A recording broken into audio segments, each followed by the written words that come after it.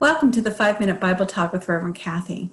Charles Fillmore, in his book Mysteries of Genesis, wrote, "As man is a threefold being, spirit, soul, and body, so the Bible is a trinity in unity. It is a body as a book of history, a soul as a teacher of morals, and spirit as a teacher of the mysteries of being."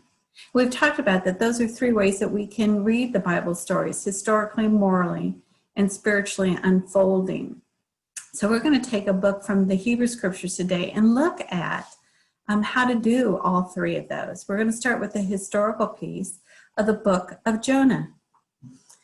Some of you may remember the book of Jonah. A lot of little kids see the book of Jonah being swallowed by the whale, but little is told about what preceded it and then what happened, how the story ended. So let's look at that. The book of Jonah is only 4 chapters and it's made in 3 acts. The first act is Jonah running away from God. The second act is him in the belly of the whale, of the big fish. The third act is going to Nineveh and doing what God invited him to do, actually commanded him to do. So let's look at the first act. God speaks to Jonah and tells him to go to the city of Nineveh to preach the good words to redemption, that they might be saved from the wrath of God. Well, Jonah was not fond of Nineveh and decided that he was going to not follow God's ask and began to head in the opposite direction as fast as he could. He got on a ship, they sailed out of port, and a big storm came up. And it was so treacherous that the sailors began each to pray to their own God. Well, Jonah was asleep in the hold of the ship, and the sailors woke him up and said, pray to your God to stop this. Well, Jonah realized whose God was messing around with the storm, and so he said, this is my God, the God of dry earth and sea, and throw me overboard and the storm will abate. And the sailors didn't want to do that, so they rowed harder, but couldn't outrow the storm. So they threw Jonah over, which then begins the second act, where God sent a large fish to swallow Jonah. Nowhere does it say it's a whale, but it's a large fish, and Jonah dwells inside the large fish for 3 days and 3 nights. The third act opens.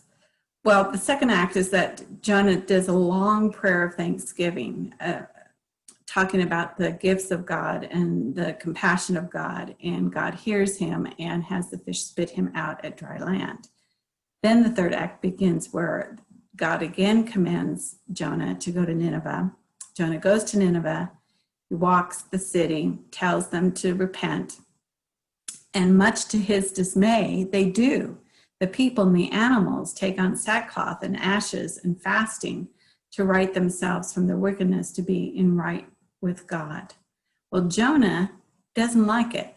Throws a hissy fit, goes out to the outside of the city, because he followed the letter of the law, not the spirit of the law. And at the very end of the chapter 4, God and he have a conversation. God ending saying that, why would I not care about all these people? And so let's look at it historically, in that there was a real prophet. Jonah lived around 730 BCE, but the story was written 300 years later. When Jonah lived, he lived in the northern kingdom of Israel, which was being threatened by the Assyrians, of which Nineveh was one of their capital cities. But the story was written 300 years later, after Israel had been invaded and captured and exiled by 3 nations, the Assyrians, the Babylonians, and the Persians.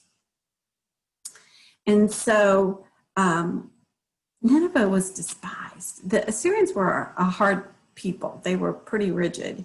And so, but Israel was under Persia's rule at this time. And when Persia allowed the exiles to return to Jerusalem and rebuild the temple, what they found when they went back was that those Jews that hadn't been exiled had started to marry with the groups of people that were there, the non-Jews. And they sought to strengthen their identity as Jewish people, so began requiring strict obedience to the rules and rituals of their teachings. They elevated the priests, given the dignity and the authority then to enforce these. They became very exclusive and self-righteous. And when that happens, of course, there's always a group of people who say, you know, this may be the God who smites people and passes judgment, but it's also a loving, compassionate God for all people. And so historically, people understood that this story was more of a parable or an allegory, using the fish story that was common in folklore in the Mesopotamian area to teach them a moral lesson. And next week, we'll begin with the moral lesson and move into the metaphysics, the spiritual interpretation of this story. So anyway, if you want to, read the book of Jonah, found in the Hebrew Scriptures, only 4 chapters, and we'll talk more about this next week. Blessings.